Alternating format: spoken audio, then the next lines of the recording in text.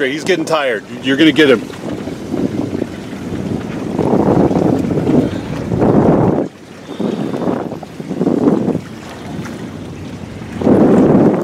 Not yet. Oh, beautiful fish. Beautiful fish.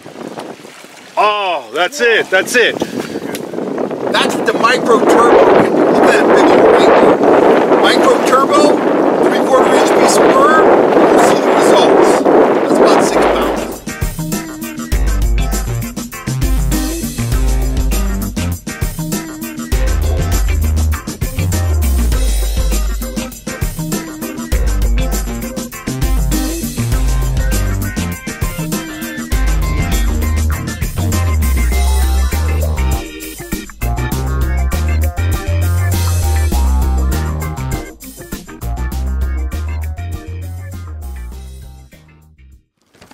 Howdy guys, Kellogg here.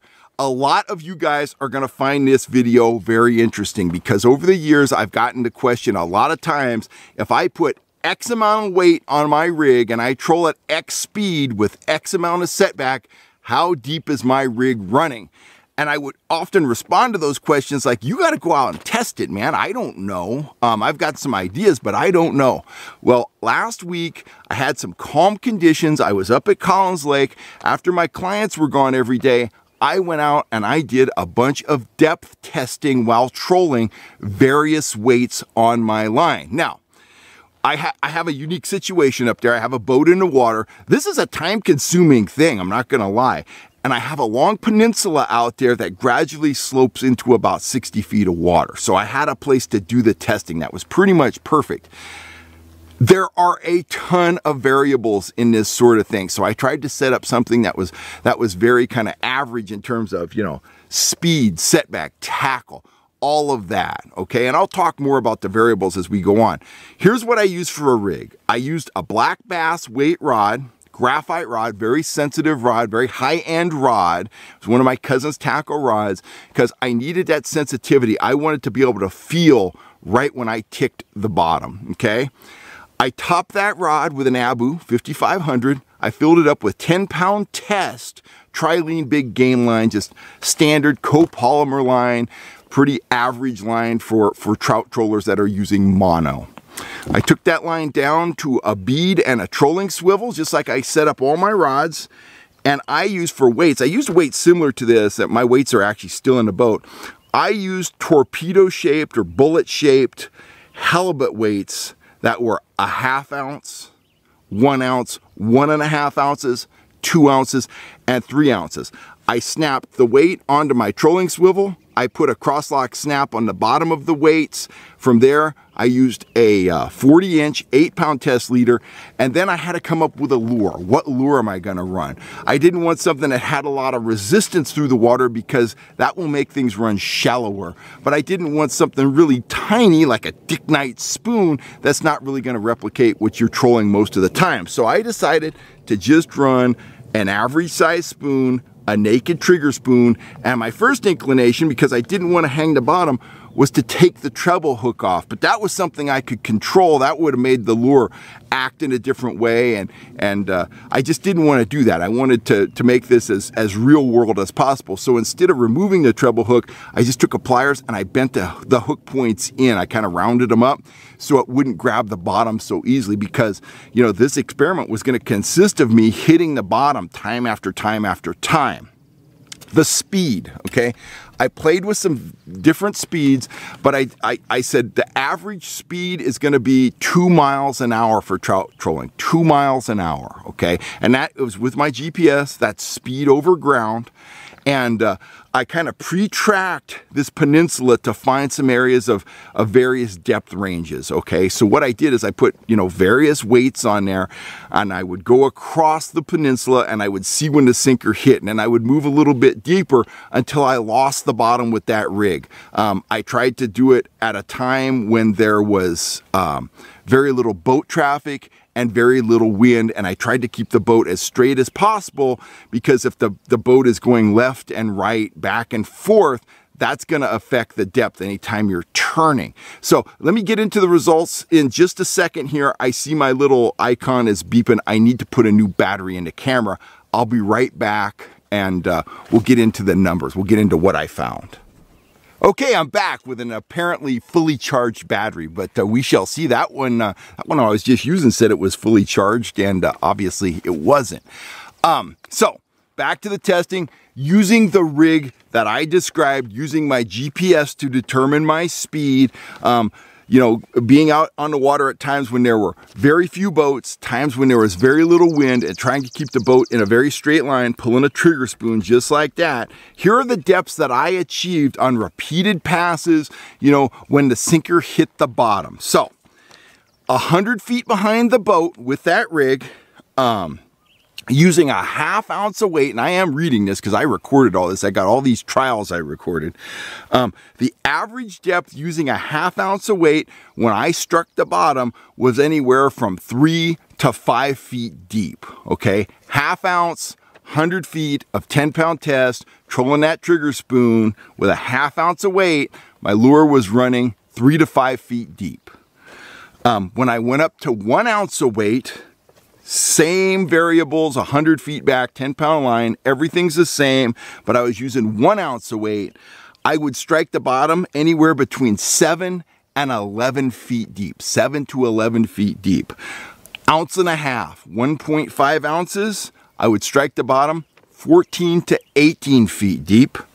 With 2 ounces, I was 15 to 19 feet deep.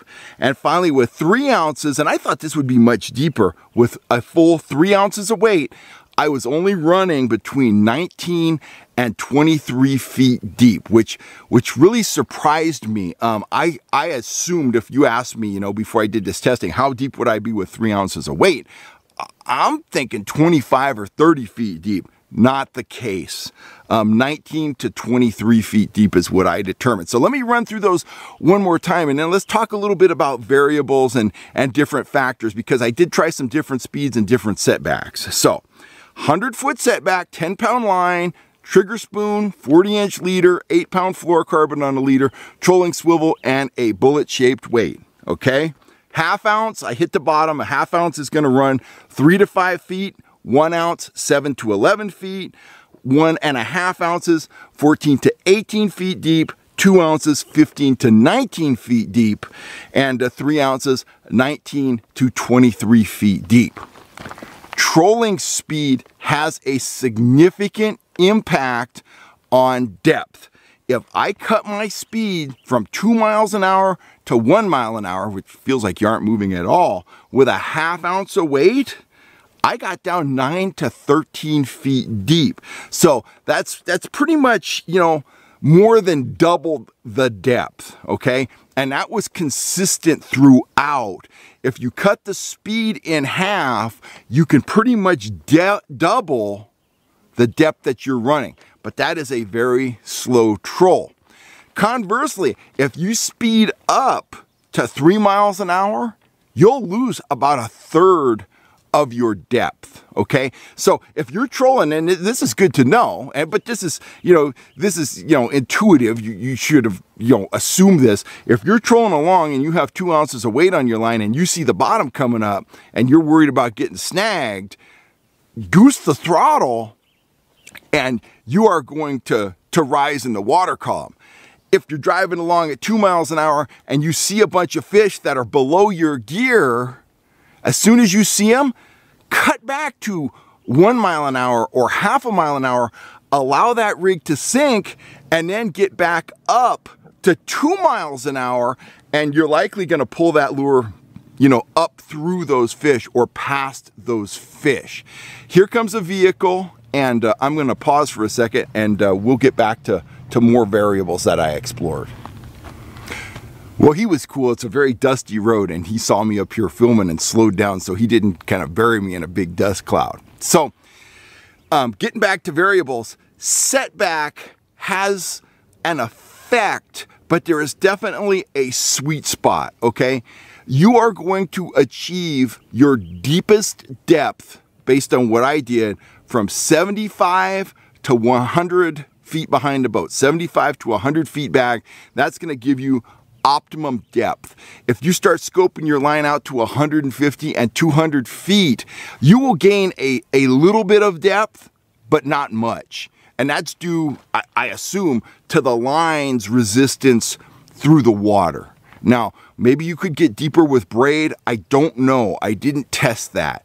In fact, I'm pretty sure you could. If you ran, say, 10-pound braid instead of 10-pound mono, I think you'd be deeper, but you'd need to go out and do the testing. If you ran a shorter setback, shorter than 75 feet, you really started losing depth. But 75 to 100 feet back, you could achieve the numbers that I just threw out to you guys.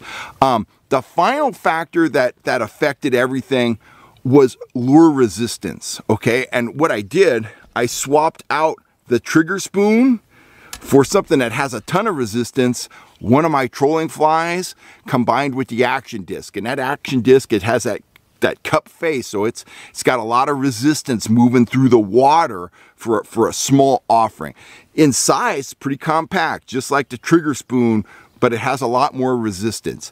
And when you start pulling stuff with more resistance, you lose depth, you lose a significant amount of depth. So those are all factors that you need to consider. But my numbers are pretty solid. I've checked some other guys' numbers online. My numbers jive with their numbers pretty well. So I'll recite those one more time. If you're interested in this, you should write these numbers down because, like I say, I've been asked this question a lot of times and I was able to put in the time to do the testing. And it takes some time. You got to straighten out the boat. You got to do repeated passes. You got to say, I hit the bottom there, move out, try to find water that's a foot or two deep, or I didn't hit the bottom, or I did hit the bottom. So it takes a little bit of driving around. Incidentally, I got some strikes on the trigger spoon without the hooks being able to hook the fish. And when I got those strikes, I thought, oh, I'm hitting the bottom. No, that was a fish. So that was kind of fun too. But anyway, here are the depths I achieved. Once again, using 10-pound test mono, a trigger spoon, a 40-inch fluorocarbon leader of 8-pound test, 100 feet behind the boat, a ½ ounce, 3 to 5 feet deep, 1 ounce, 7 to 11 feet deep, an ounce and a half, 14 to 18 feet deep, 2 ounces, 15 to 19 feet deep, 3 ounces, 19 to 23 feet deep.